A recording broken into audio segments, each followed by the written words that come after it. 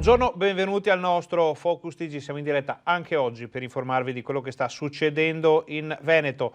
Notizia di servizio, anche oggi il Presidente della Regione Luca Zaia sarà in diretta dalla sede della Protezione Civile a Marghera per informarci sulle novità relative all'emergenza legata al coronavirus. Quindi fra una mezz'ora, non di più, in diretta qui sul canale 18, in diretta naturalmente anche sulla nostra pagina Facebook e sul sito reteveneta.it, tutta la conferenza stampa del Presidente Zaia.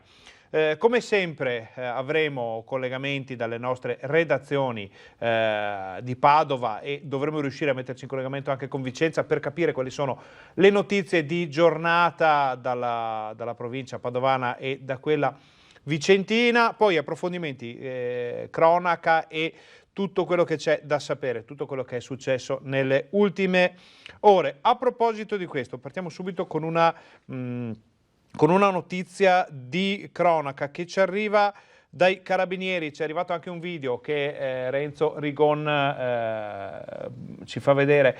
Allora, traffico illecito di rifiuti, gestione illecita di rifiuti e responsabilità amministrativa degli enti. Sono questi i principali reati per i quali dovranno rispondere oltre 300 persone, sul conto delle quali sono emerse inconfutabili responsabilità nell'ambito dell'attività diretta dalla Direzione Distrettuale Antimafia della Procura della Repubblica di Venezia e condotta dai carabinieri del Nucleo Operativo Ecologico di Venezia. Le indagini sono partite nel 2016 a seguito del sequestro di un capannone colmo di rifiuti avvenuto ad Albignasio in provincia di Padova, di cui potete vedere alcune immagini, e hanno consentito ai militari di individuare un gruppo di soggetti, alcuni dei quali già noti per illecite operazioni attuate nel settore dello smaltimento dei rifiuti, attivi nella ricerca compulsiva, si dice nella comunicazione che ci è arrivata dai carabinieri, di capannoni o di aree esterne da utilizzare per lo stoccaggio illecito dei rifiuti, di fatto così realizzando delle vere e proprie discariche abusive. Allora, si parla di perquisizioni e sequestri a Boara, Pisani in provincia di Padova, a Loria in provincia di Treviso e capannoni a Breda di Piave in provincia di Treviso, Agna, Padova e Occhiobello, Rovigo, quindi 5 capannoni e 2 aree esterne posti sotto sequestro. Poi questa sera nel corso della nostra informazione, nel corso dei telegiornali della nostra emittente, potremo darvi informazioni molto più precise anche su questo in questa importante operazione da parte dei carabinieri del NOE. Torniamo in studio, sempre in attesa di collegarci con le nostre redazioni. Abbiamo un'altra notizia molto importante di cronaca, perché questa mattina abbiamo anche delle foto che ci hanno fatto pervenire i vigili del fuoco. Questa mattina alle 6:15 circa c'è stato un incidente in autostrada A4 fra i caselli di San Donà e Roncade al chilometro 420 per un doppio incidente in direzione Venezia, coinvolto un mezzo pesante e 2 furgoni. Una persona ha perso la vita, ci sono 2 feriti, forse anche di più. I pompieri sono arrivati da San Donà e Mestre con 3 automezzi, tra cui l'autogru, e hanno messo in sicurezza i mezzi ed estratto da un furgone rovesciato un uomo che era rimasto incastrato. Vediamo se abbiamo altre foto. Sì, un uomo incastrato al posto di guida che è stato preso in cura dai sanitari del SUEM. Un altro ferito che si trovava già fuori da un secondo furgone è stato assistito dai sanitari e portato in pronto soccorso, mentre per una terza persona il medico non ha potuto fare altro che constatare il decesso. La Polstrada ha eseguito i rilievi di rito per ricostruire la dinamica del sinistro, che non è ancora comprensibile in questo momento. Sul posto anche gli ausiliari dell'autostrada e soccorso stradale. Le operazioni di soccorso dei vigili del fuoco sono terminate dopo circa 1 ora e mezza e ci sono stati pesanti disagi per la viabilità in tutta la zona. Queste erano le prime notizie che arrivano dal Veneto. Adesso andiamo a vedere invece le notizie da Padova, perché sono stati installati dei sensori sismici per la mappa sotterranea della Cappella degli Scrovegni. Vediamo il servizio. L'impiego di una nuova tecnologia a sensori sismici e passivi e attivi permetterà nei prossimi mesi di costruire un'inedita mappa 3D del sottosuolo della Cappella degli Scrovegni, oltre che dell'anfiteatro romano che sorgeva nella stessa zona. A fine ottobre il comune di Padova, con il centro di ricerca per lo studio e la conservazione dei beni archeologici dell'università, ha collocato circa 1500 sensori che hanno permesso di monitorare per circa 24 ore tutte le vibrazioni che sollecitano i due importanti monumenti cittadini. I dati così raccolti verranno elaborati nei prossimi mesi per restituire un modello 3D del comportamento meccanico del sottosuolo, fornendo preziose informazioni utili dal punto di vista archeologico e storico, ma anche da quello geotecnico per la conoscenza e tutela di questo importante sito monumentale, candidato a diventare patrimonio UNESCO con Padova Urbs Picta. Questa era una prima notizia da Padova, siamo in attesa proprio in questi istanti del collegamento naturalmente via Skype, come ormai siamo abituati a fare da qualche mese a questa parte, con la nostra redazione padovana, perché c'è tutta una sfilza di notizie molto interessanti che ci arrivano dalla città e dalla provincia. Allora, Valentina Visentini dovrebbe arrivare fra qualche istante. Nel frattempo vi ricordiamo che alle 12:30 avremo in collegamento qui sul canale 18, sulla pagina Facebook di Rete Veneta e sul sito reteveneta.it la conferenza stampa del Presidente della Regione Luca Zaia. Molto importante la conferenza di ieri, la prima dopo l'annuncio dell'inserimento del Veneto nella cosiddetta zona gialla, ovvero quella con le ripercussioni meno pesanti. Sappiamo però che i dati utilizzati per quelle fasce non erano recentissimi, si parlava dell'ultima settimana di ottobre. I dati delle ultime ore, quelli che abbiamo visto ieri sera, invece non erano proprio ottimi, anzi diciamo che si comincia a percepire una certa preoccupazione e quindi c'è da capire se il Veneto sia destinato a entrare comunque in zona arancione. Naturalmente l'area rossa è molto più in là, speriamo di non doverla più incontrare come è successo durante il lockdown generale di qualche mese fa. Però oggi è il primo giorno, perché sono entrate in vigore questa notte, lo ricordiamo, le imposizioni del nuovo DPCM. Oggi è il primo giorno con il nuovo DPCM in vigore, ci sono tante cose che cambiano, ne parleremo anche con i nostri giornalisti. Non vediamo ancora la redazione di Padova collegata, ma stiamo teniamo duro perché prima della pubblicità, prima della pausa pubblicitaria, vogliamo farvi sentire le notizie padovane. Nel frattempo possiamo, ecco qua, allora, abbiamo Padova in collegamento, cerchiamo di, noi siamo già pronti, Padova, in qualsiasi momento, quando volete entrare qui nel nostro studio per farci sapere le notizie. Allora, Valentina Visentin, buongiorno, con Federico Cibotto. Quali sono le notizie da Padova di questa mattina? Allora, possiamo fare un po' il punto della situazione, perché pochi minuti fa sono terminate due importanti conferenze stampa, una dell'USL 6 Ogane e una dello IOV, che hanno fatto un po' il punto della situazione per quanto riguarda i contagi all'interno delle strutture ospedaliere, ma anche di case di riposo e strutture per disabili, e questo è quanto è emerso. Intanto cominciamo dalla situazione dell'ospedale di Schiavonia, che di fatto è diventato Covid Hospital come era accaduto a marzo. Sono state chiuse tutte le attività d'urgenza e il pronto soccorso è esclusivamente dedicato ai malati Covid. Restano confermati i servizi di dialisi, psichiatria e questa volta anche di oncologia, settore che invece a marzo e aprile durante la prima ondata erano stati chiusi. Al momento è ancora attivo il punto nascita, ma è in fase di valutazione la possibile chiusura. Questo sarà deciso nei prossimi giorni anche in base all'andamento dei contagi, del numero di contagi che si registreranno. Quindi al momento però resta aperto il punto nascite a Schiavonia, e questa quindi magari è una notizia che già possiamo dare alle tante mamme della Bassa Padovana che sono in fase di conclusione della gravidanza. Per quanto riguarda le situazioni di positività all'interno dell'ospedale. Ci sono 107 dipendenti positivi, ha detto il direttore generale Domenico Scibetta, 13 sono medici. Invece per quanto riguarda le case di riposo, su 78 RSA gestite dall'USL 6, su 4.346 ospiti, 78 sono positivi, mentre su 4.565 dipendenti 74 sono positivi. Delle 37 case di riposo, ben 13 sono Covid free e tra queste Covid free c'è anche la casa di riposo di Merlara, che come ben sapete durante la prima ondata di Covid lì all'interno c'erano stati davvero tanti anziani morti, almeno 38. Quindi al momento Merlara è Covid free. Per quanto riguarda le altre case di riposo, ci sono in 26 case di riposo operatori positivi e di queste 26 in 6 case di riposo ci sono dei pazienti dall'1 a 7 ospiti al massimo positivi. E questa è la situazione quindi delle case di riposo padovane.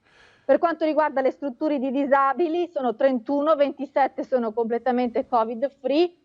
Di quelle invece dove si registrano casi di positività, in totale ci sono 13 ospiti positivi su 790 e 18 operatori positivi su 1367. Questi sono i dati che sono stati forniti proprio pochi minuti fa. Per quanto riguarda lo IOV invece risultano 15 operatori positivi, 10 si trovano nella struttura principale di Padova, 5 invece in quella di Castelfranco. C'è una media, abbiamo parlato di tamponi, una media di circa 70 tamponi a notte nella struttura di Schiavonia che come ricordate effettua tamponi anche in orario notturno. Certo.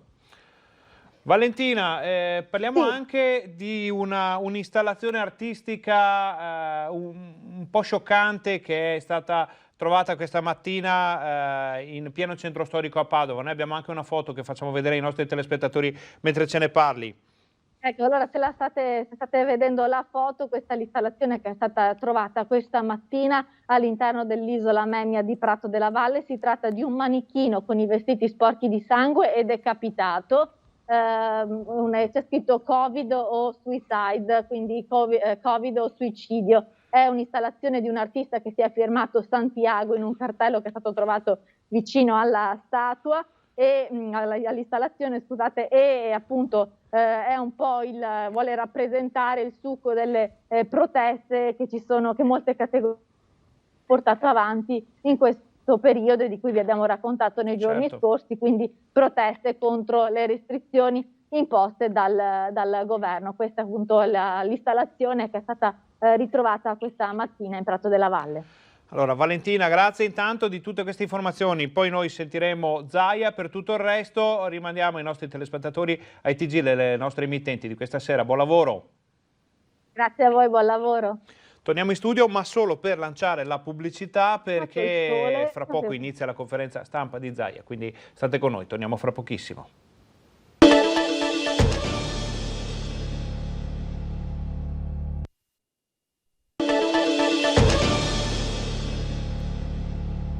Bentornati al Focus TG, siamo in onda anche oggi per informarvi di quello che sta succedendo in Veneto. Fra poco saremo collegati con la sede della Protezione Civile a Marghera per la conferenza stampa del presidente Luca Zaia sul tema dell'emergenza legata al coronavirus. Prima di andare a Marghera però andiamo a Padova perché c'è stato l'ennesimo incidente sul lavoro di quest'anno con esito purtroppo mortale.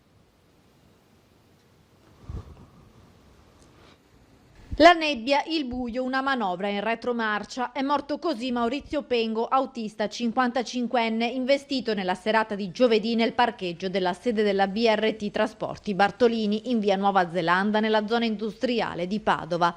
Pengo, secondo una prima ricostruzione dei tecnici dello Spisal intervenuti sul posto, era appena sceso dal suo camion e stava camminando nel piazzale quando all'improvviso è stato travolto da un mezzo pesante che stava effettuando una manovra in retromarcia.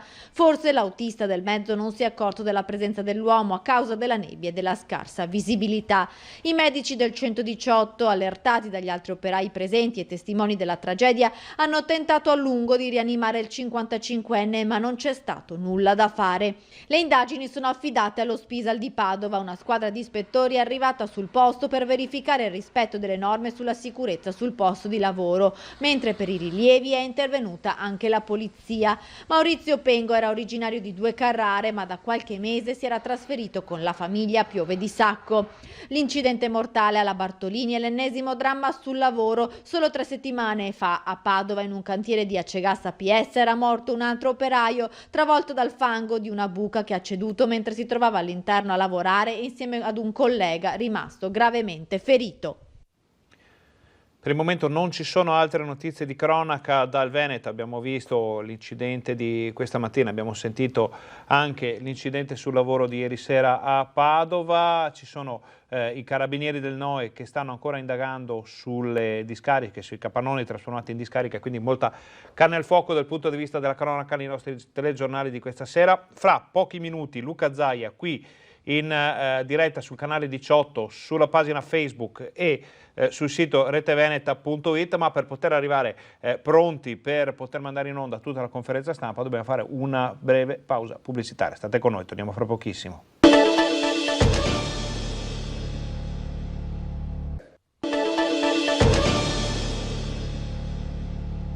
Buongiorno, bentornati al Focus TG, siamo in onda anche oggi in diretta per informarvi di quello che sta succedendo in Veneto. Abbiamo parlato di cronaca, abbiamo visto i fatti più importanti dal Veneto delle ultime ore. Adesso siamo pronti a collegarci con la sede della Protezione Civile a Marghera, dove il presidente della regione Luca Zaia terrà il consueto punto stampa alle 12:30, ovvero fra pochi istanti. Noi siamo pronti ad andare in collegamento, ma aspettando Zaia, perché magari insomma qualche istante, qualche minuto di ritardo ci può sempre stare. Andiamo a vedere quali sono gli ultimi dati relativi all'epidemia di coronavirus disponibili al momento, ovvero quelli di ieri sera. Sappiamo che quando il presidente Zaia è in diretta fornisce lui quelli che sono i dati più recenti, quindi questi sono quelli aggiornati a ieri alle 17, quando avevamo, tenete bene a mente queste informazioni perché vanno messe in relazione poi con quello che dirà Zaia fra pochi istanti, 41.681 casi positivi in Veneto a ieri sera. Nelle 12 ore precedenti erano stati 995 in più, mentre nel corso delle 24 ore di ieri i casi in più erano stati 3.324, per un totale dall'inizio dell'emergenza coronavirus di 69.790. Quindi vediamo già che dal punto di vista proprio epidemiologico questi dati ci confermano che la seconda ondata come numero di contagi è più forte, è più importante della prima. Sono 25.579 le persone che si sono negativizzate e ci sono da segnalare anche 2.530 persone che hanno perso la vita con il coronavirus dall'inizio dell'emergenza. Andiamo a vedere la seconda parte della tabella, che è fondamentale per comprendere la situazione, perché è quella legata alla sanità in Veneto. Allora, 1316, lo vedete questo numero, persone ricoverate in ospedale, ricoverate però in area non critica, quindi che non necessitano di terapie intensive, che non sono intubate, insomma, mentre sono 178 le terapie intensive impegnate, un numero che cresce costantemente e che rischia di superare in tempi molto rapidi le 200 unità. Il gap, ovvero la differenza rispetto alle rilevazioni precedenti, era di 37 persone in più arrivate in ospedale nel pomeriggio di ieri e di 9 terapie intensive impegnate in più rispetto alla mattinata. Ci sono anche 14 decessi da segnalare, vedete questo dato. Dati che però vanno messi in relazione con quelli delle ore precedenti. Questo è il report del giorno prima, di ieri mattina, diciamo alle 8, e anche ieri mattina erano stati segnalati 14 decessi con 10 terapie intensive, quindi quasi 30 morti nel corso della giornata di ieri, molte le terapie intensive impegnate nelle ultime ore. Vediamo, sono 10 più 9, sono 19 terapie intensive in meno di 24 ore. È comprensibile come questo risultato alla fine metta in apprensione la sanità. Questa mattina quasi tutte le aziende ospedaliere, le aziende sanitarie del Veneto hanno parlato della loro rispettiva situazione in molte conferenze stampa che si sono svolte nella mattinata e delle quali vi daremo conto nei nostri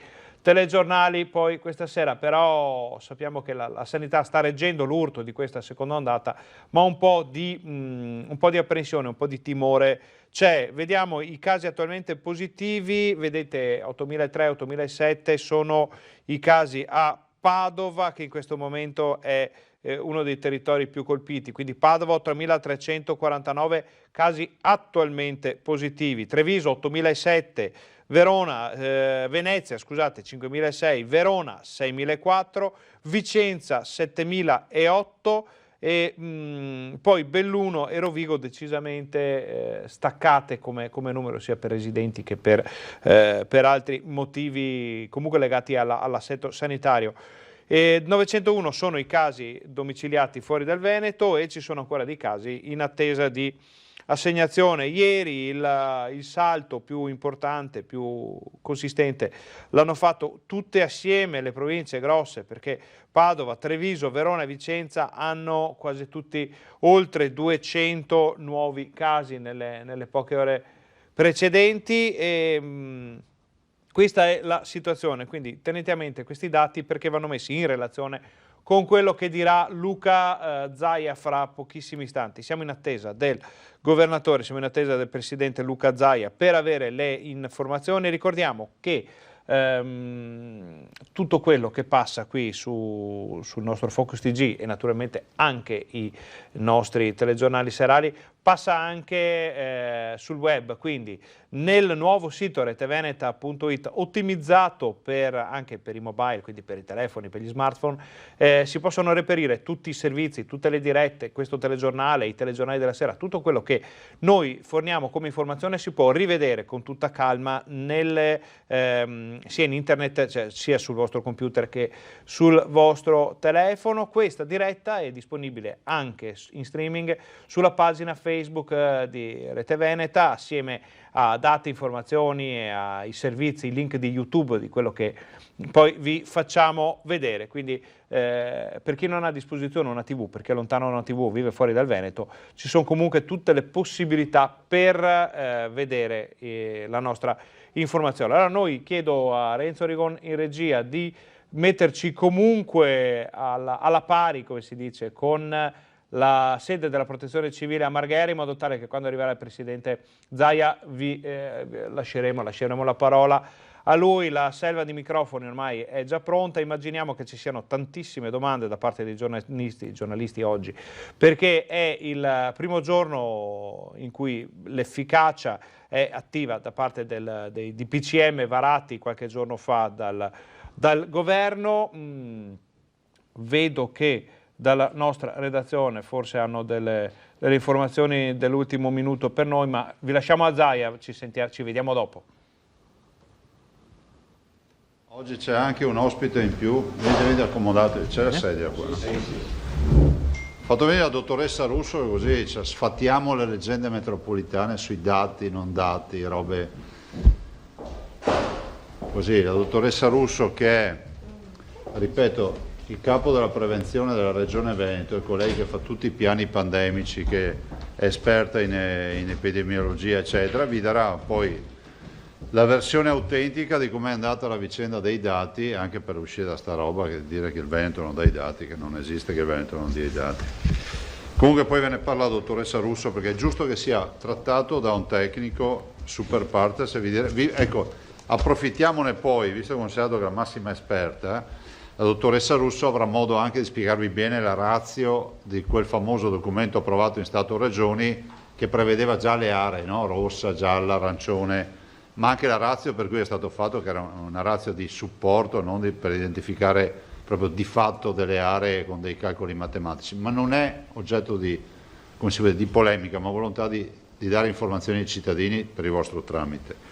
Tengo sulla mascherina, ragazzi, perché penso che sia un segnale da dare da oggi, anche perché da oggi col DPCM i bimbi alle scuole elementari fino alla prima media, perché della seconda media poi sapete che c'è nelle zone gialle c'è no scusate, da noi c'è solo per le superiori, però i ragazzi a scuola, quelli che continuano ad andare a scuola, hanno l'obbligo di portare la mascherina in virtù del DPCM, e quindi penso che un fatto di equità sia bene anche dare anche questo segnale. Allora, i tamponi sono 2.417.660.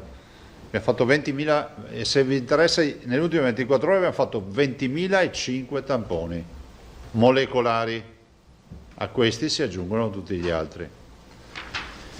Il numero dei positivi da inizio tragedia è di 72.092. Sono esattamente 3.297 in più nelle ultime 24 ore. Anche qui voi lo capite da soli che se il 21 marzo con 2.170 tamponi avevamo 400 contagiati, oggi che ne facciamo oltre 30.000, vuol dire che quei 412, se fossero 20.000, sarebbero 20.000 tamponi, sarebbero 4.000 positivi.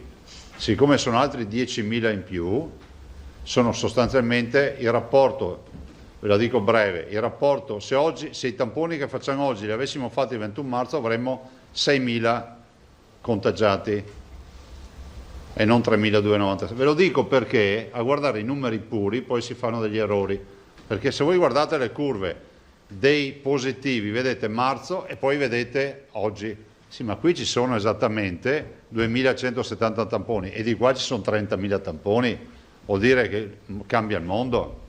Quindi il rapporto su marzo è sostanzialmente della metà di contagiati su tampone. Se qualcuno vi chiede ma allora cosa vuol dire? Vuol dire che a parità di tamponi in questo momento troviamo metà contagiati.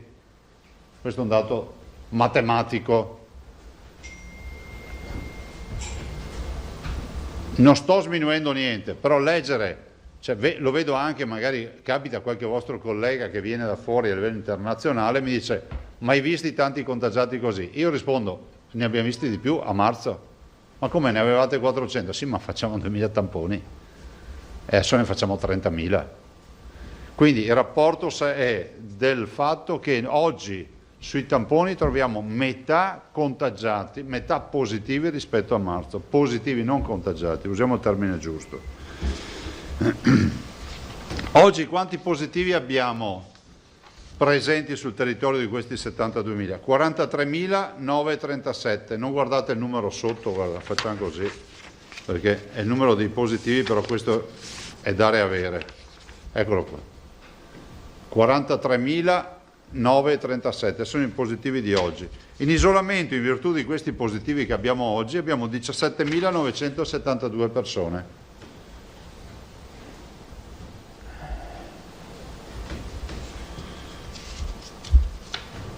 Ricoverati 1.301, più 72. Avete notato che sui ricoveri abbiamo sempre 70, 80, sì, scusatemi, più 27. Sui ricoveri abbiamo sempre 70, 80. Ecco, oggi abbiamo un dato che dà una sorta di arresto del ricovero. Adesso è un dato spurio, come si dice in statistica, è un dato anomalo. Se si confermasse diciamo nel tempo, allora vuol dire che è un trend, ma ad oggi non possiamo saperlo. Siccome le conferenze stampa le facciamo ogni giorno e non ogni settimana, vi devo dire cosa accade di giorno per giorno. Terapie intensive 174 più 4, anche qui non abbiamo avuto, vi ricordate 2 giorni fa 12, 15? E questi, attenzione, questi non sono dati controllabili, non è che noi possiamo dire era fine settimana, come accade per i tamponi che c'è un po' di calo il fine settimana. Qui sono pazienti che arrivano in ospedale. Totale di morti 2543, più 27. Abbiamo passato i 5.000 dimessi, più 72. Vuol dire che dall'inizio di questa tragedia abbiamo curato 5.054 persone in ospedale. Questo proprio ospedale puro. Allora, guardate, prima di passare la parola alla dottoressa Russo, io vi dico che noi fondamentalmente con mezzo piede siamo dentro la fase 4. Il che vuol dire che siamo nella fase di massima turbolenza, di massima tensione per quanto riguarda gli ospedali. E vediamo che i modelli comunque ci confortano sul fatto che per metà di novembre dovremmo raggiungere le 250 terapie intensive probabilmente, se accadrà. Il range ci dà anche dei valori più alti, però è verosimile che si possa arrivare a 250-300. Il range dopo è un range molto più abbondante perché parla di 250-500, però la verità è che noi probabilmente con questo trend ci attesteremo su questi dati. Però non vi voglio parlare di statistica, vi voglio dire che in questa fase è la fase più critica nella quale stiamo entrando. Alcune province lo sono già, alcune ULSS lo sono già, cioè nei famosi tachimetri, no? Nel contachilometri come lo chiamiamo noi. Ad esempio questa è la provincia, è la ULSS di... no, questo è regionale.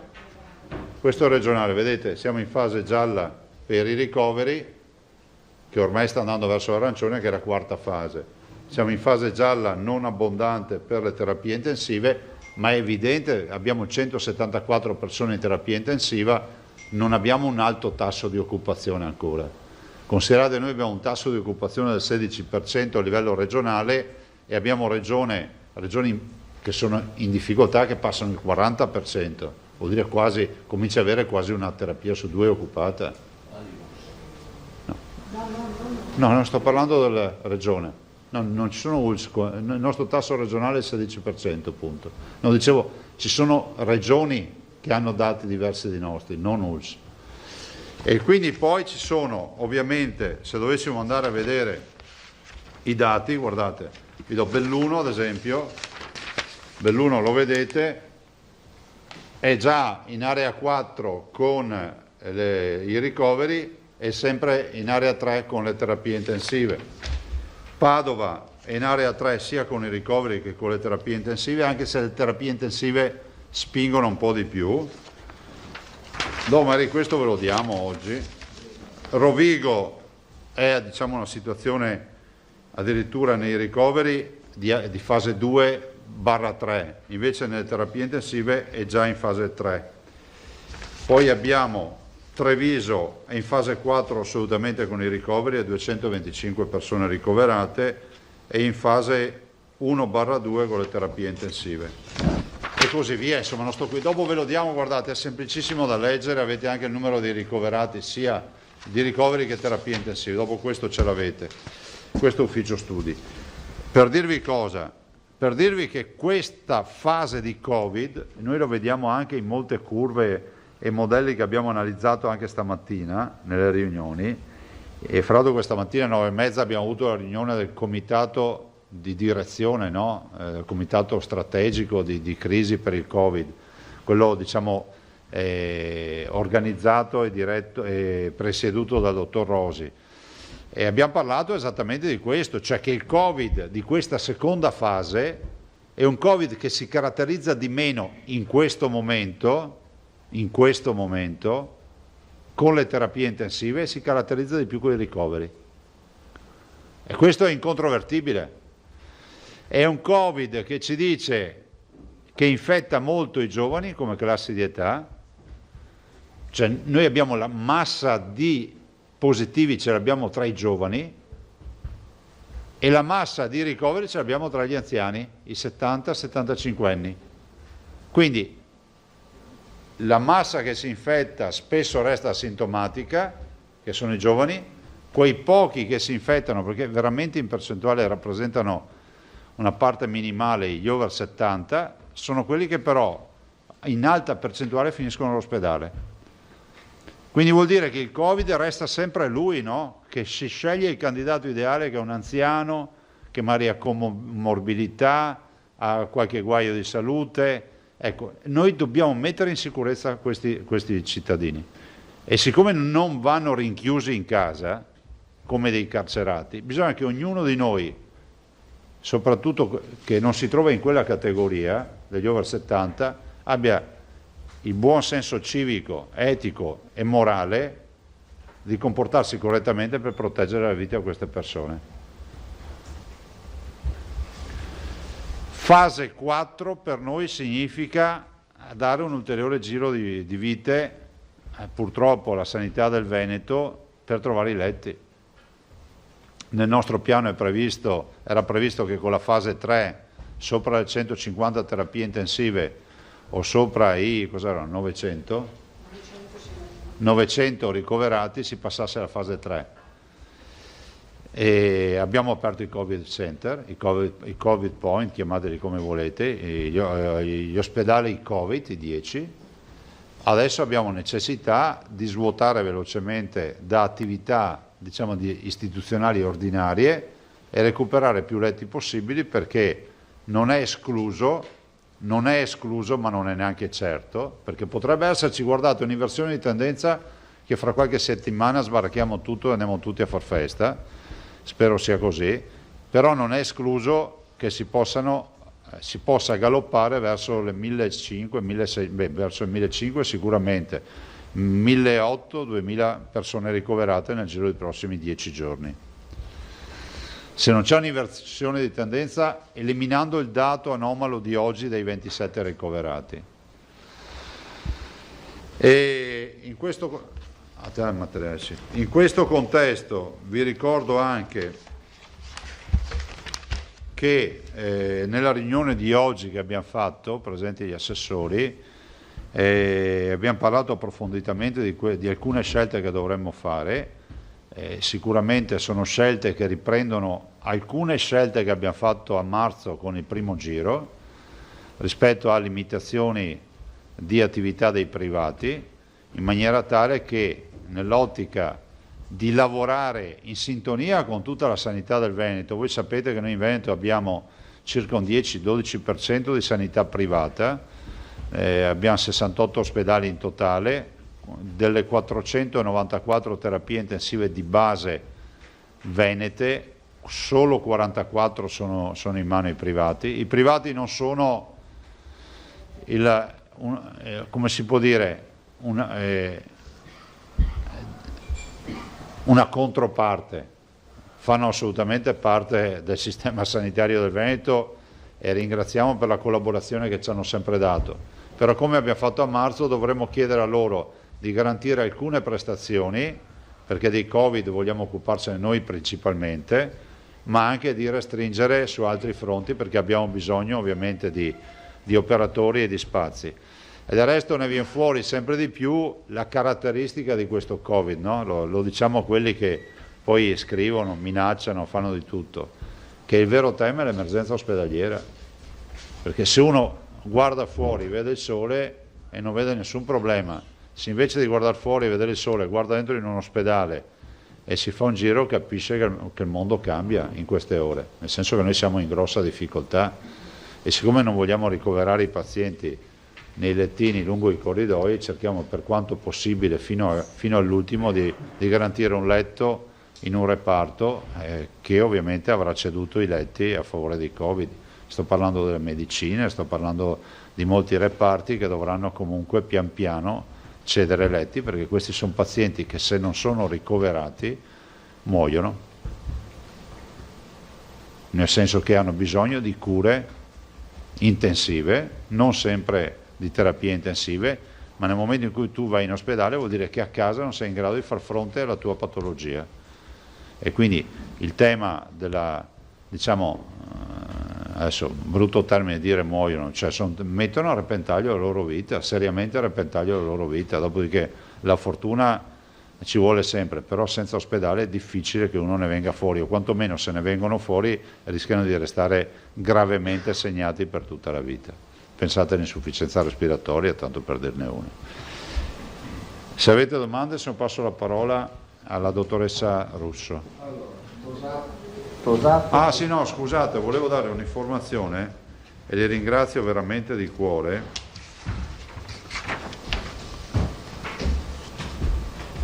La Safilo ha donato 5.000 visiere e ci tenevo a dirlo e a ringraziarli veramente, ringrazio la Safilo SPA, 5.000 visiere per i nostri operatori e 2.000 occhiali, ovviamente sempre con protezioni Polaroid, quindi di altissima qualità.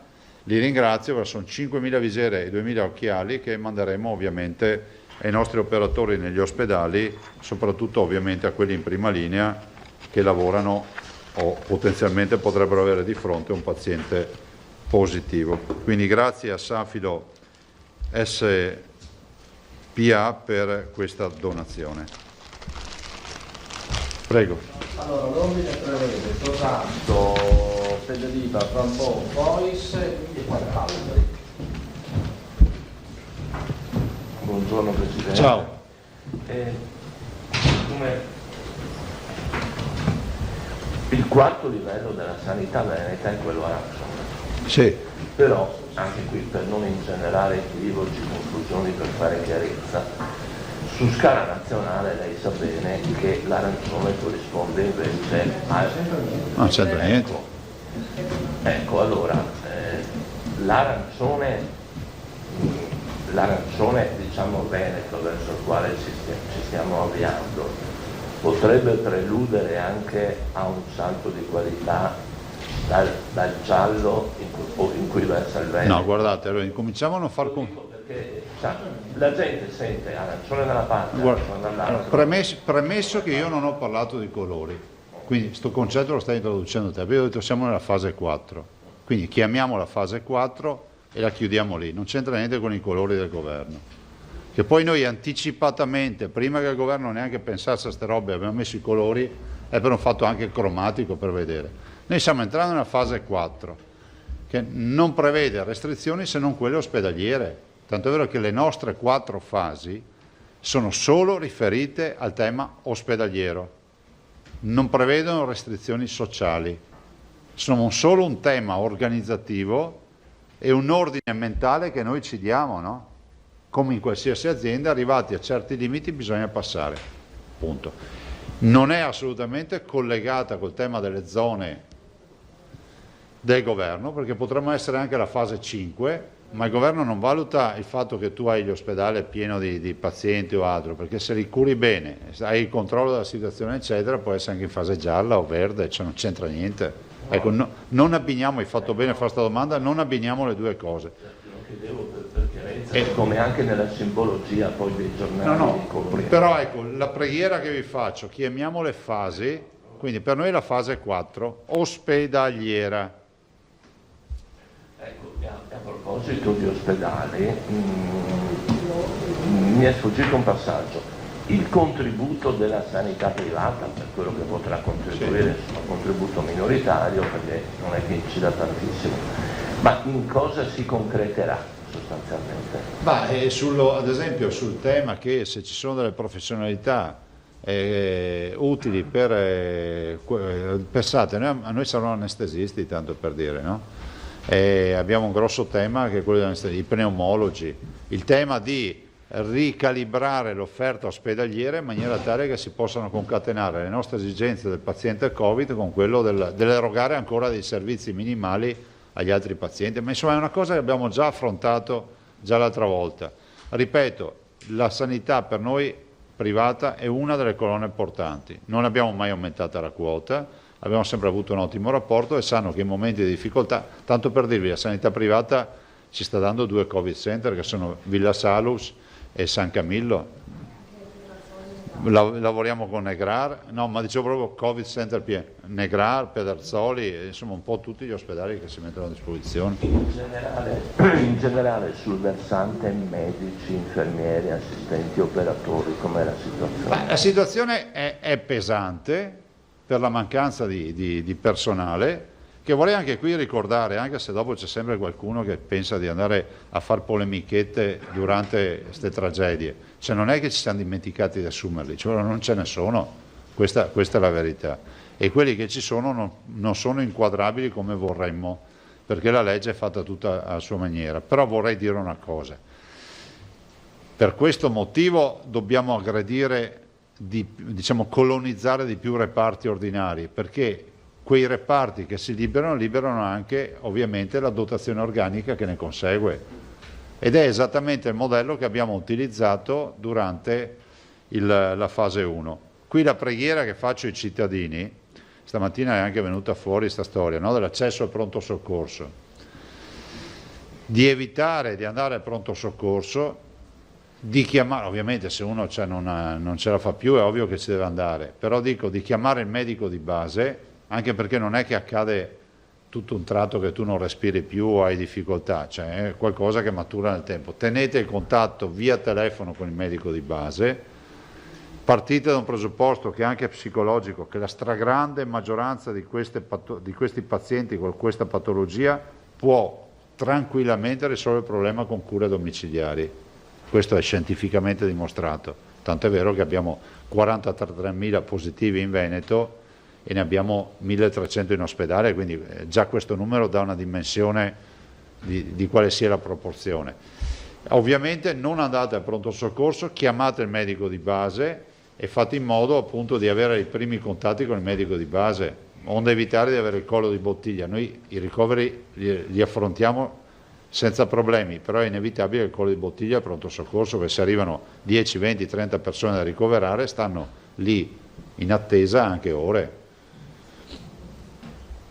Grazie, buongiorno Presidente. Buongiorno. Resto sul pronto soccorso che mi pare essere in queste ore l'emergenza nell'emergenza. Leggo che la ULSS 2, marca trevigiana, ha separato nel territorio della ex 7, cioè geograficamente la sinistra Piave per intenderci, i 2 pronto soccorso di Vittorio Veneto, che è Covid Center, certo, e di Conegliano.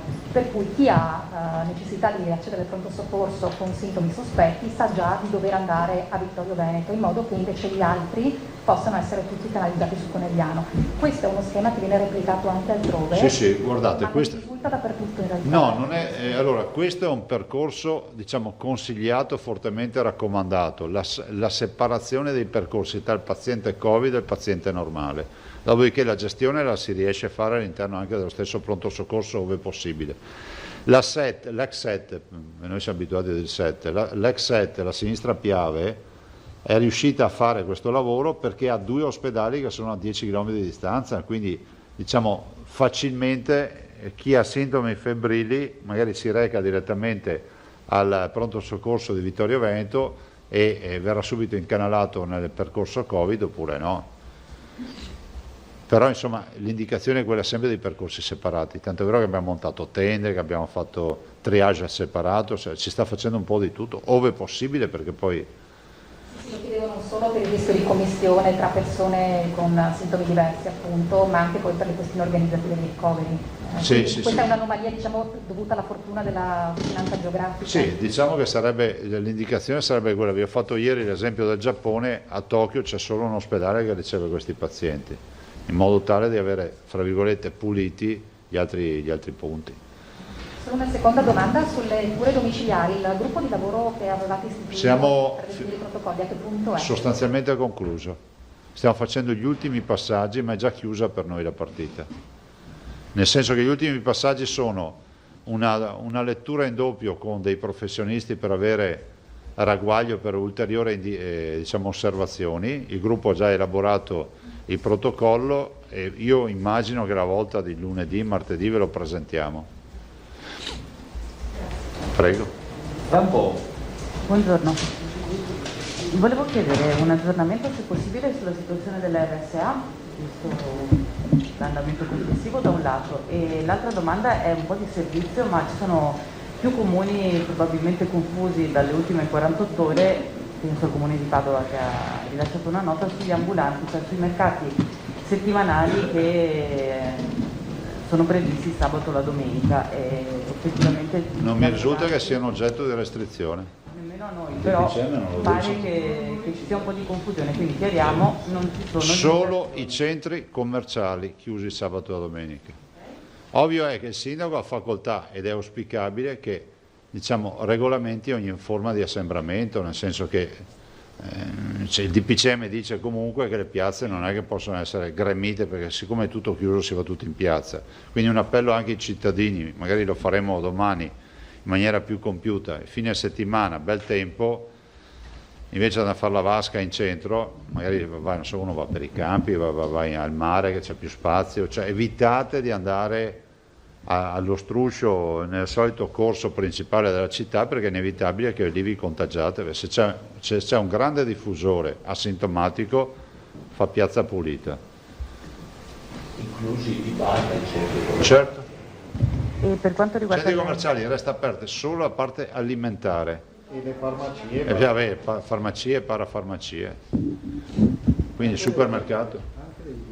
Sì, beh, l'edicolo è sempre, figurate chi è che chiude l'edicolo. Il Veneto è stato maestro sulla storia delle edicole.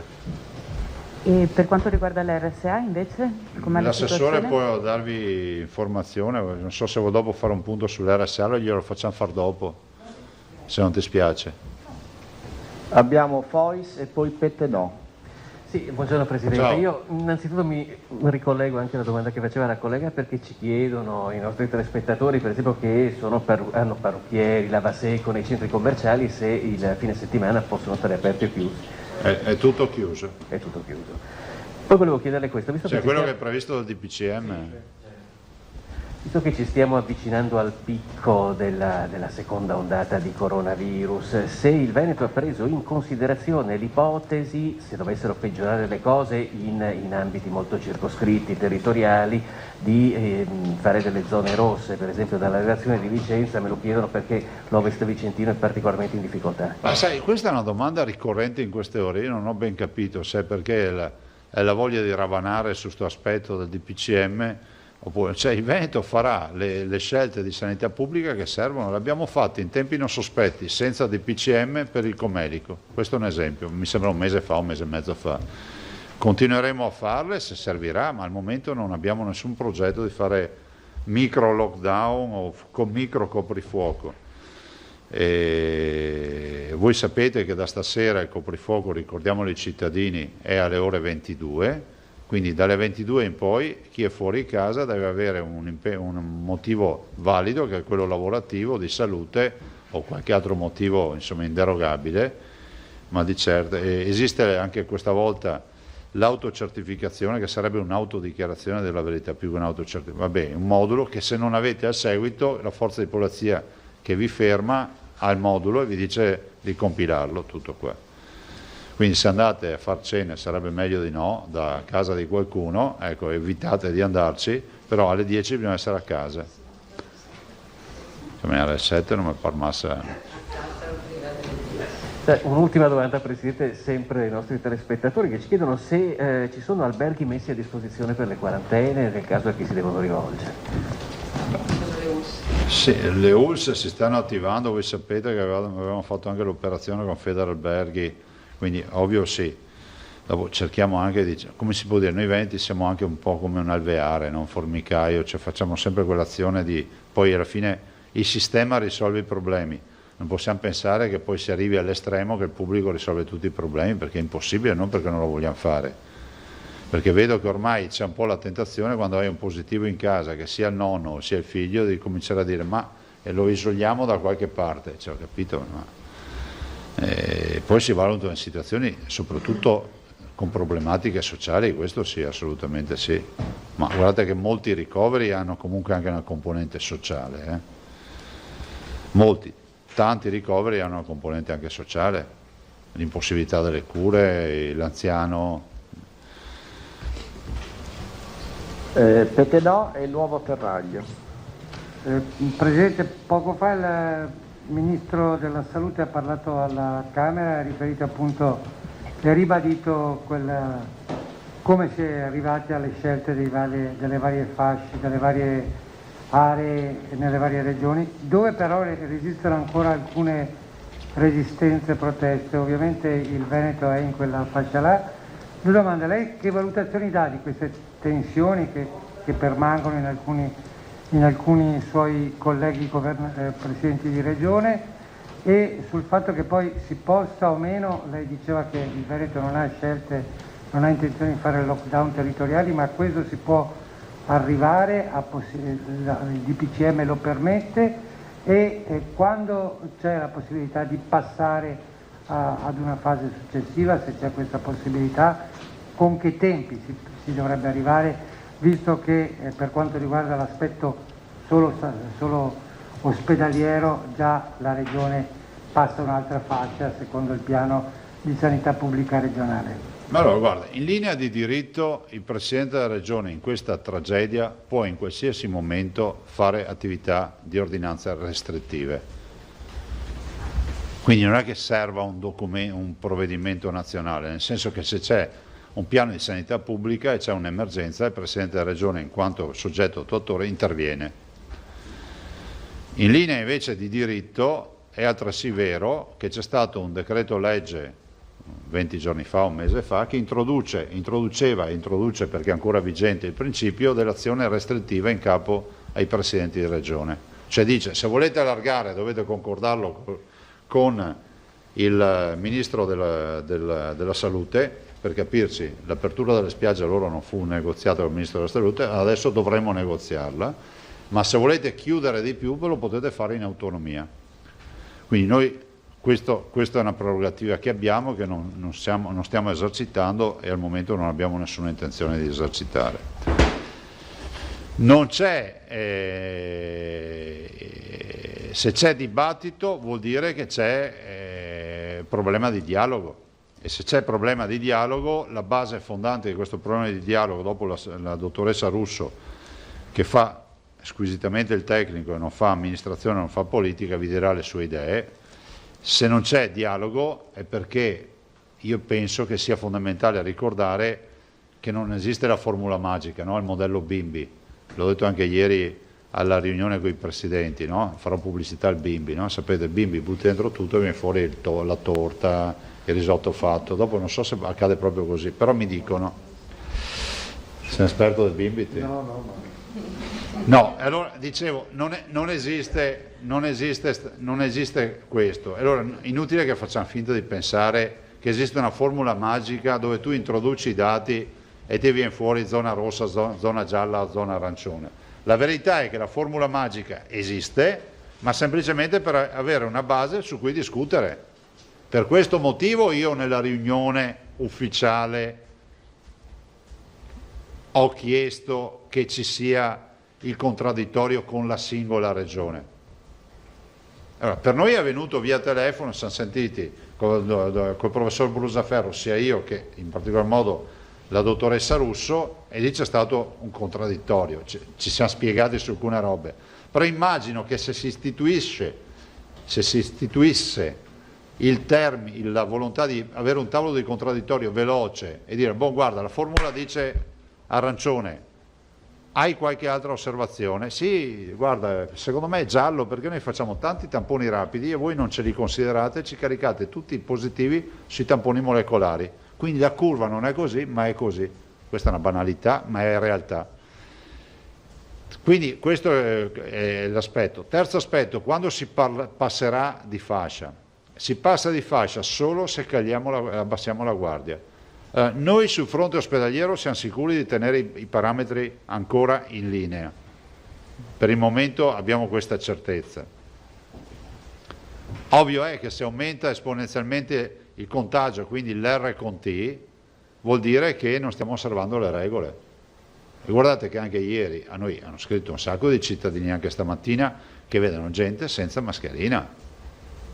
Cioè io non so cosa farci, cioè o lo capiamo o non lo capiamo. Allora, dicevo, cominciamo col vedere dietro uno che non usa la mascherina, una persona che non usa la mascherina, non un possibile infettante, ma vediamoci un possibile, diciamo, carceriere, cioè colui che ci obbligherà a stare in casa, perché se ci scatta una zona arancione, peggio ancora rossa, finisce che dobbiamo chiuderci in casa. Non so se c'è così tanta fatica a portare una mascherina. Siccome adesso va di moda dire di tutto, minacciare, perché cioè, in questo paese è proibito dire che bisogna portare la mascherina.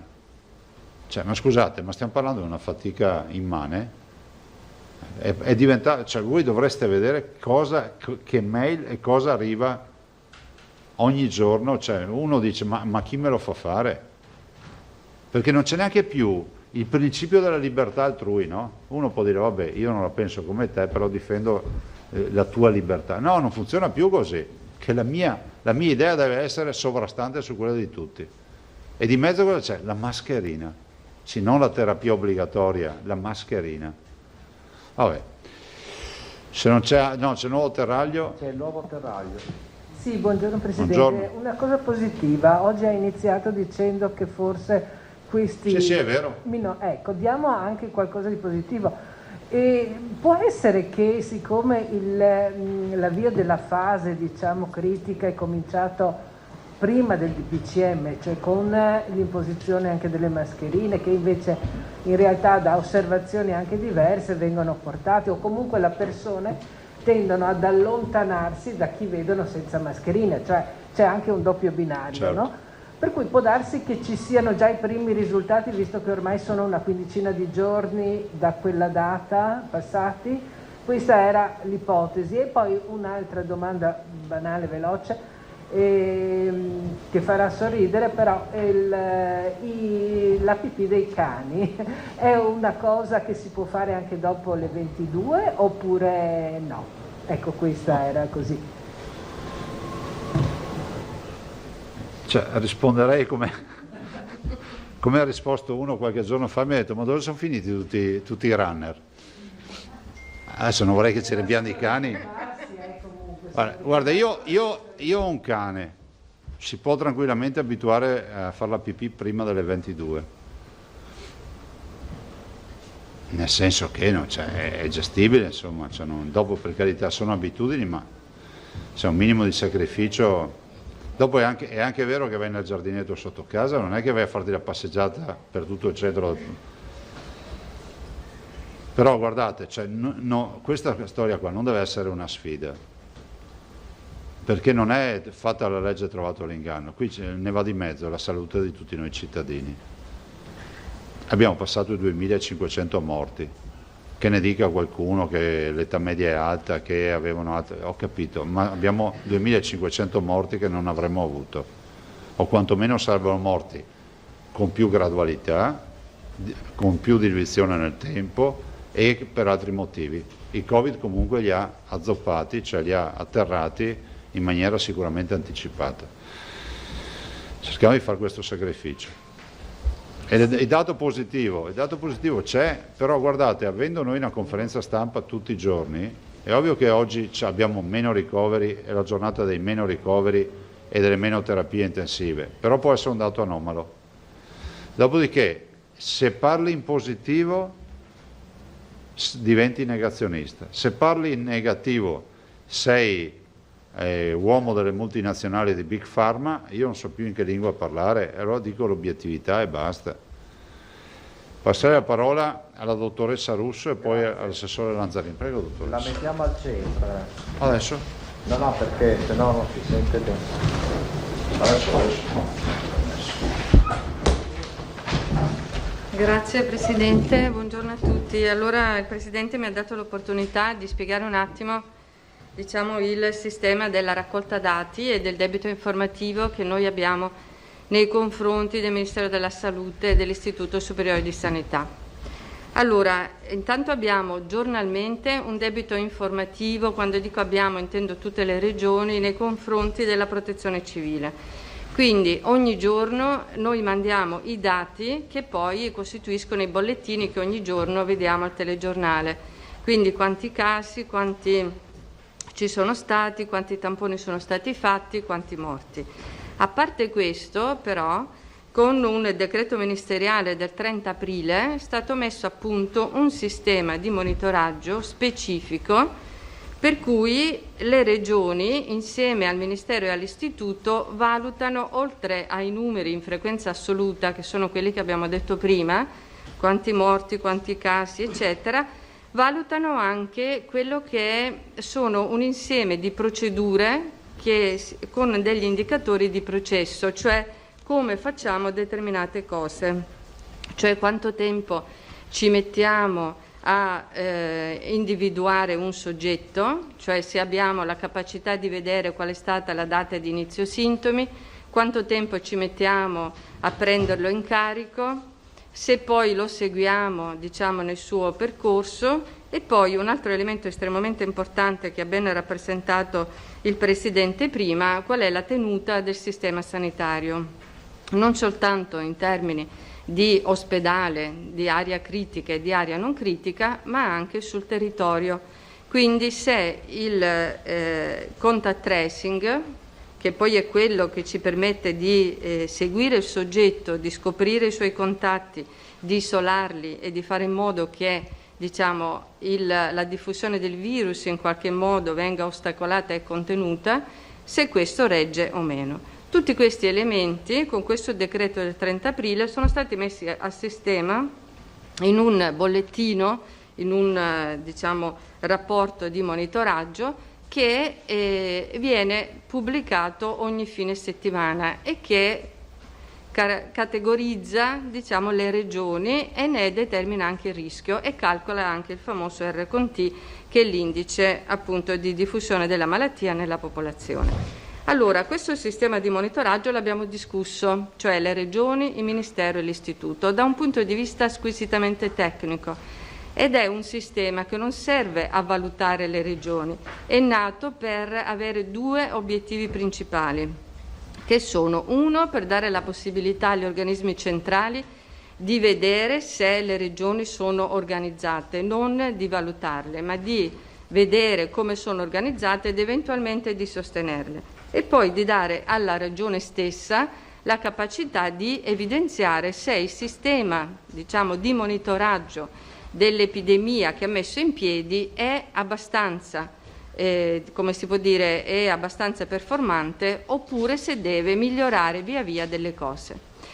Per questo tipo di monitoraggio settimanale noi abbiamo un colloquio continuo con l'Istituto Superiore di Sanità e col Ministero. I nostri statistici ogni martedì si vedono, controllano e valutano insieme i dati che le regioni, che noi mandiamo all'Istituto Superiore di Sanità, e discutono su alcuni parametri che sono in linea, che non sono in linea, perché alcune cose insomma sono differenti rispetto alla rilevazione precedente, che cosa è successo, se ci sono delle modifiche sostanziali di cambiamento dell'evoluzione dell'epidemia, oppure se ci sono stati dei problemi nel caricamento dei dati, oppure dei problemi perché non abbiamo magari il personale sufficiente che ha caricato, che ha fatto determinate azioni. E questo è un monitoraggio che viene fatto ogni settimana e che viene pubblicato dal Ministero della Salute e identifica le regioni principalmente con l'R con T,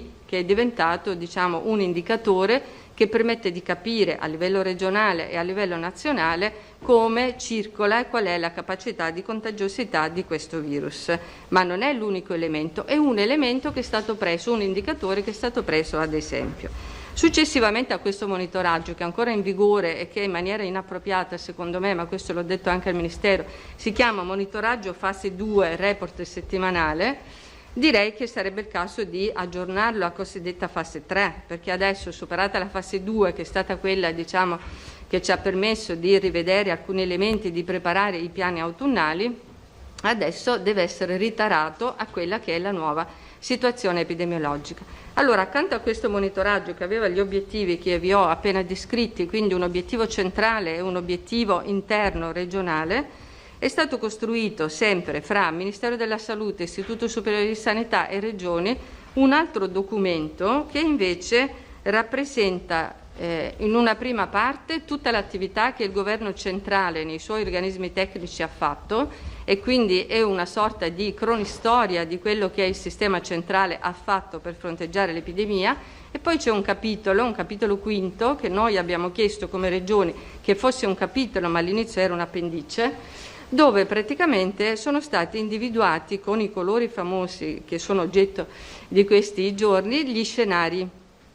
Sono degli scenari epidemiologici che sulla base di alcuni elementi tecnici che adesso vi descrivo determinano e danno la possibilità al Ministero, ma principalmente alle regioni, perché è nato come supporto alle regioni per la preparazione dei propri piani autunnali, di inquadrarsi e di individuare delle misure che possono essere utili al contenimento dell'epidemia nella popolazione. E praticamente questo documento è stato poi approvato in conferenza delle regioni e inviato dal Ministero come circolare. Scusi, sì, va bene. Grazie. Scusate, la videoconferenza con Speranza. Allora, quando le regioni hanno approvato questo documento in conferenza, vi leggo cosa c'è scritto, quello degli scenari. Le misure declinate negli scenari, che sono quelli verde fino a rosso, hanno la funzione di supportare ed orientare il processo decisionale delle singole regioni e province autonome in relazione al proprio scenario epidemiologico e proprio per la loro funzione di orientamento non sono da intendersi vincolanti. Allora, questo cosa vuol dire? Vuol dire che questo è uno strumento tecnico che ti dà alcuni elementi e dà alle regioni la possibilità di individuare dove si trovano. E quindi sono stati identificati questi famosi scenari che poi è praticamente questa tabella che credo che avete già visto insomma anche nei vari telegiornali, dove c'è un quadro, uno scenario verde, uno scenario giallo, uno arancione e uno rosso. Poi ogni scenario è caratterizzato da alcuni elementi di, come si può dire, diffusione del virus, che sono l'R con T, sono il numero di tamponi fatti e nell'ambito del numero dei tamponi il rapporto fra i positivi e il totale dei tamponi fatti, la percentuale di soggetti, fra tutti i soggetti risultati positivi, sintomatici ed asintomatici, e poi naturalmente la capacità di sostegno del sistema sanitario della situazione che la Regione ha. Quindi tutti questi elementi che io ho elencato permettono alle regioni, e in questo caso sono state utilizzate anche per il DPCM, quindi per l'applicazione delle misure, di capire dove una regione si trova. È chiaro che queste cose non sono dei compartimenti stagni dove se io sono leggermente da una parte o leggermente dall'altra cado all'interno di questa scatolina di colore diverso. È chiaro che vengono valutate anche nell'ambito dell'andamento delle ultime settimane, tant'è vero che nel documento che vi dicevo prima del monitoraggio che noi facciamo ogni settimana ci sono degli indicatori che hanno una valenza settimanale, ma degli indicatori che hanno invece una valenza mensile, proprio perché è nel lungo periodo, nel breve lungo periodo che si valuta la capacità di contenimento di una regione nei confronti dell'epidemia. Quindi sulla base di questo documento orientativo e di questa suddivisione in scenari, poi questo è stato utilizzato dal livello centrale per cercare di individuare, come si può dire, lo scenario giusto per ogni regione. Allora, ieri qualcuno mi ha chiesto perché nessuna regione è nello scenario verde. Allora io vi leggo la definizione dello scenario verde, che sono 2 parole. Lo scenario verde dice trasmissione localizzata invariata rispetto al periodo di luglio-agosto 2020. Ovvio che nessuna regione si trova com'era nel mese di luglio e agosto. Questo giustifica il fatto che è vero che il DPCM parte dal livello. Infatti il DPCM era proprio questo, parte dal livello giallo. perché nessuna regione si trova in questo colore purtroppo. E quindi poi nell'ambito dei vari colori distingue le regioni. Per quanto riguarda la nostra, vi leggo la definizione del livello giallo: trasmissibilità sostenuta e diffusa, ma gestibile dal sistema sanitario nel breve e medio periodo. Allora, quello che ha rappresentato il Presidente nella prima parte di questo incontro rappresenta che abbiamo una trasmissione sostenuta ma gestibile dal sistema sanitario, gestibile non soltanto dal sistema ospedaliero, che è quello che abbiamo rappresentato con le varie fasi che sono state descritte prima, ma gestibile anche a livello territoriale. È vero che è difficile fare, l'abbiamo detto anche nelle settimane scorse, un contact tracing preciso come quello che avevamo fatto nel periodo di lockdown, dove chiaramente gli spostamenti non c'erano, insomma i contatti erano limitati. Tant'è vero che in questi scenari è previsto anche una semplificazione del contact tracing, perché era prevedibile, si sapeva che non si sarebbe riuscito a fare con la stessa meticolosità con cui era stato fatto nei periodi precedenti, ma proprio perché era prevedibile è all'interno delle misure che sono previste, dell'organizzazione che è prevista in questi scenari. Quindi per quanto riguarda i dipartimenti c'è un parametro che dice che almeno 1 su 10.000 abitanti deve essere l'operatore che si occupa di contact tracing. Noi al momento siamo a 2,5 su 10.000 abitanti, quindi nonostante le difficoltà rispondiamo pienamente a questo tipo di indicatore. Quindi noi abbiamo, per quanto riguarda la tenuta del sistema sanitario ad oggi, allo scenario fino al 1° novembre, che è quello che è alla base del DPCM, una diffusione del virus, quindi un'epidemia sostenuta ma controllata e controllabile da parte del sistema sanitario. E quindi tutte le cose che noi abbiamo messo in piedi e stiamo mettendo in piedi da soli e con le misure del nuovo DPCM per quello che è previsto per tutte le aree, quindi anche per l'area gialla che ci identifica, ci ritroviamo all'interno di questo scenario. La storia perché ieri è stato detto il Veneto non aveva dato i dati, eccetera. Allora, poiché vi ho spiegato che c'è un rapporto, continuo, il martedì e mercoledì per sistemare i dati, per vederli, noi avevamo mandato una mail all'Istituto Superiore di Sanità, quindi prima ancora che si parlasse di colori associati al DPCM, dicendo: abbiamo avuto un problema informatico, abbiamo per l'indicatore 1.1 dei soggetti che stiamo praticamente recuperando la data di inizio sintomi, perché l'indicatore 1.1 che è un indicatore mensile, quindi rappresentato. Abbiamo alcuni che vi stiamo trasferendo, perché tutti i dati poi naturalmente non sono delle semplici dichiarazioni, tutti i dati devono tornare rispetto ai denominatori, rispetto a tutti i processi, siamo un po' in ritardo. Questi glieli abbiamo mandati ieri mattina. Tra l'altro l'Istituto ha mandato a tutte le regioni ieri mattina una mail dicendo: controllate tutti i vostri dati e mandateceli in forma definitiva entro le 18.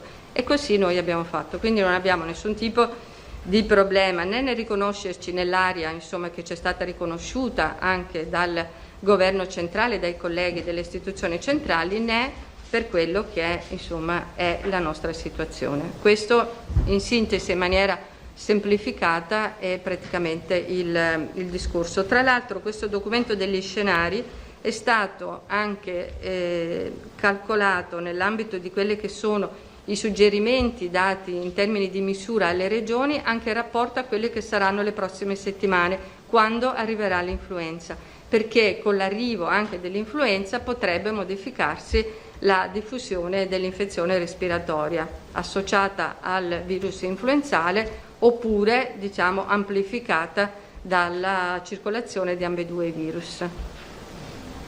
Non so se sono qualcuno stata... ha domande, mi perdono. Cos'atto Pederiva, Più che- Terraglio, Mi sembra di essere Prima stata chiara. No, è stata chiarissima, però quest'ultimo punto io non ho capito. L'accenno Allora diciamo che questo all'influenza- documento L'accenno all'influenza, intendo. sì, questo documento, oltre a considerare gli elementi che vi dicevo prima, si identifica anche degli scenari. Per esempio novembre e dicembre dice incidenza di sindrome influenzale moderata, ok? E poi invece passa a quella sostenuta. Perché? Perché vengono ad essere considerate anche la sorveglianza dell'influenza. cioè altri parametri per cui noi siamo già partiti. È partita la settimana scorsa, come ogni anno, la sorveglianza con i medici sentinella riguardo alla circolazione del virus influenzale. Quest'anno questa sorveglianza non è solo dell'influenza, ma è una sorveglianza Covid-influenza. Quindi cosa succede? Che il medico che viene contattato per una sindrome, diciamo, che ha gli stessi sintomi poi, no? Che si tratti di influenza o di Covid, praticamente va lui stesso oppure manda l'USCA per fare il tampone. Su quel tampone viene fatta la ricerca del virus influenzale e del virus responsabile del Covid-19. Quindi è una sorveglianza combinata. Questo cosa vuol dire? Vuol dire che sulla base di quello che ci dirà anche questa sorveglianza ci saranno poi delle misure che devono essere considerate. Quindi l'ipotesi degli scenari è un'ipotesi che si adatta, che si adatterà a quello che sarà lo scenario anche clinico di evoluzione della sintomatologia respiratoria. Ecco, se posso concludere, anzi se posso formulare la domanda, questo era un chiarimento, e faccio la domanda che le farebbero tutti, se fossero qui, insomma, tutti quelli che ci ascoltano. Alla luce della situazione attuale, quali sono, a suo avviso, le probabilità del Veneto di mantenersi in fascia gialla, evitando nel breve-medio periodo il passaggio in fase arancione? Mi rendo conto che la domanda è un po' drastica, però è quella che si fanno un po' tutti. Posso fare un inciso? Pregherei i colleghi, la collega è una funzionaria, quindi è una dirigente, non facciamo domande politiche, no, non è questo il caso, ma non facciamo domande politiche, se no la metteremo un po' in imbarazzo. Ecco. Casomai chiediamo all'assessore, grazie. No, allora, per quanto riguarda l'ipotesi che si possa passare da questo scenario a uno scenario peggiore, è legata a due cose principali. Intanto, come diceva una vostra collega prima, ci sono state delle misure, diciamo, di comunità che sono state avviate con i DPCM precedenti, che sono quelle dell'utilizzo delle mascherine all'aperto, che tra l'altro sono comprese nelle misure suggerite all'interno di questi scenari, e anche, diciamo, una stretta su quella che è il mantenimento della distanza interpersonale, della presenza di un certo numero di soggetti all'interno di alcuni luoghi pubblici, e poi anche questa chiusura che io, insomma, non so valutare dal punto di vista della sanità pubblica, comunque un tentativo di rallentamento, di riduzione di quelli che possono essere gli assembramenti.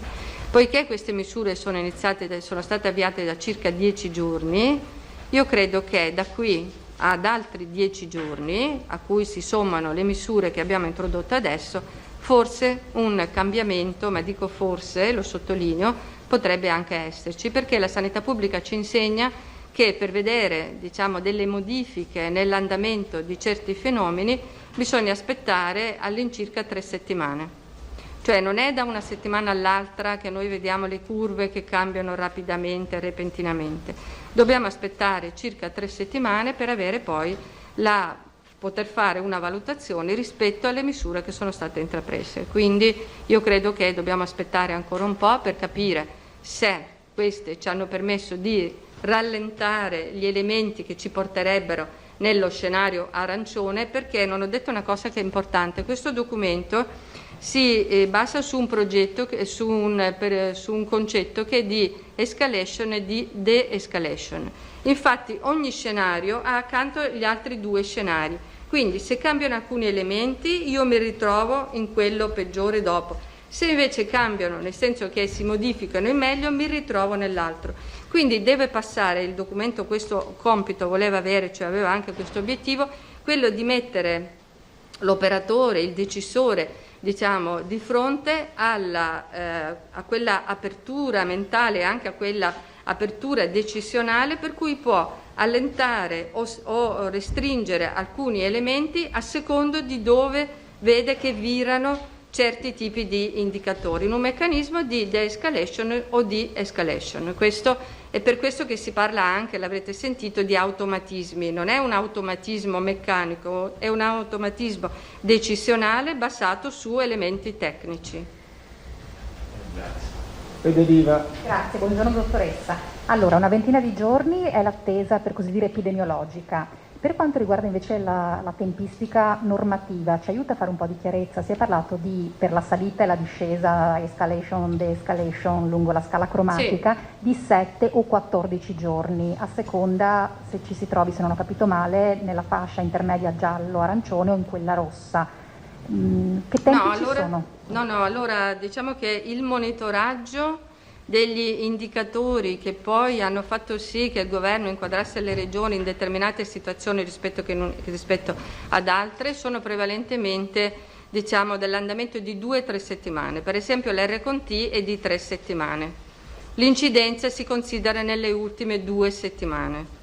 Allora, quindi non è che ci sia anche lì un tempo specifico per ogni indicatore, si valutano nell'insieme e si valutano il loro andamento e sono diversi. E secondo me alcuni indicatori, come ho detto all'inizio, devono essere rivisti sulla base della fase in cui ci troviamo. Io dico per esempio quello che viene detto ogni sera, anche il numero di casi in rapporto ai tamponi fatti, secondo me non è un indicatore corretto, ma non perché voglio diminuire quella che è, diciamo, l'importanza della situazione in cui ci troviamo, ma perché è un denominatore che non tiene conto dei test rapidi, che ormai si fanno in grandissima quantità in tutte le regioni e che potrebbero modificare a livello nazionale, quindi non solo a livello regionale, questo tipo di indicatore. Quindi io ho fatto una lettera, l'ho mandata al Ministero e all'Istituto chiedendo di rivederla e quindi ho chiesto anche che questi indicatori vengano rivisti in modo che siano più fruibili al decisore per capire, decisore centrale o regionale, per capire cosa fare. Ci torno perché forse mi sono espressa male, nel senso, quando è che dobbiamo aspettarci comunque una verifica dell'attuale permanenza? Noi la verifica la facciamo ogni settimana, intanto, assolutamente sì, perché abbiamo questo debito informativo per cui dobbiamo rispondere all'Istituto e al Ministero con il monitoraggio che vi ho detto prima e con le regole che finora sono vigenti. Poi invece a livello della parte politica e decisionale, quello è una valutazione che fa il Ministero col CTS. Per chiudere sempre su questo tema, perché mi segnalano che c'è un lancio online di Repubblica che parla di ipotesi in fascia arancione per il Veneto già da domenica. Da domenica potrebbe essere quella famosa settimana di cui si parlava per alcuni indicatori oppure... Non ci risulta. Non vi risulta. Grazie. Nuovo Terrà. Sì, buongiorno. Io volevo chiedere riguardo all'influenza stagionale.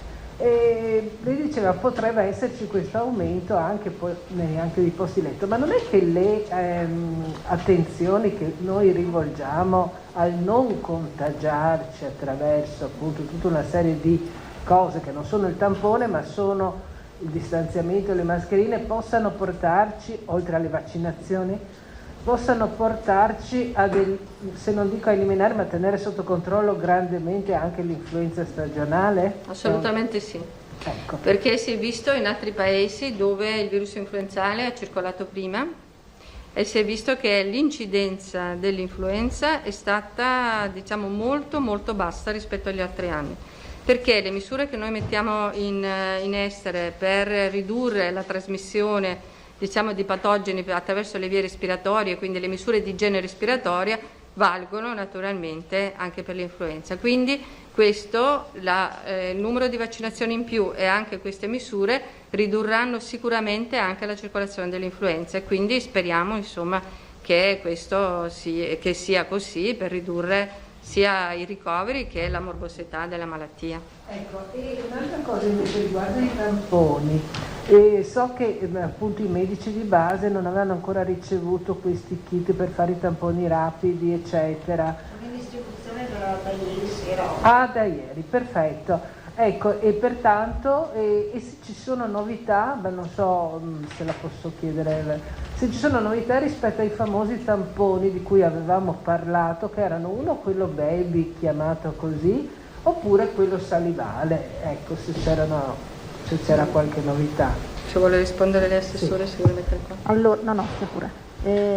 Sul tampone baby lo stiamo facendo, cioè sono quelli per capirci con le macchinette, quelli che abbiamo fatto, quindi un lotto della seconda della gara prevedeva quindi oltre al tampone rapido, quello invece naso che è quello un po' più invasivo, anche un lotto per i tamponi baby. quindi con le macchinette, li stiamo acquistando, e quindi un lotto di questa gara, e quindi stiamo fornendo tutte le USL, soprattutto per le scuole, eccetera, quindi stanno andando avanti. Sul tampone salivari invece c'è la sperimentazione, quella lì che era stata presentata qui all'Università di Padova, che sta dando, dicono, buoni risultati. Aspettiamo l'esito finale, siamo in questa fase. Grazie. E concluderei con Fois, Antonella? No. Concluderei con Fois e ci sentiamo nei prossimi giorni. Buongiorno dottoressa, io volevo chiederle, tornando ai positivi, al numero di tamponi che vengono eseguiti, c'è un dubbio che ci è venuto se i tamponi di controllo poi risultino tra i nuovi positivi di giornata, vale a dire quelle persone che risultano già positive e che poi fanno un tampone di controllo una settimana dopo finiscano nel dato globale, per cui vengono conteggiati 2 volte. Allora, diciamo che vengono forniti separatamente, anche nel monitoraggio che viene mandato all'Istituto Superiore di Sanità, il retesting, quindi quelli che vengono rifatti sono contati separatamente. E quindi anche a livello della protezione civile il retesting non viene considerato. E con questo direi che concludiamo, ci sentiamo, arrivederci a tutti.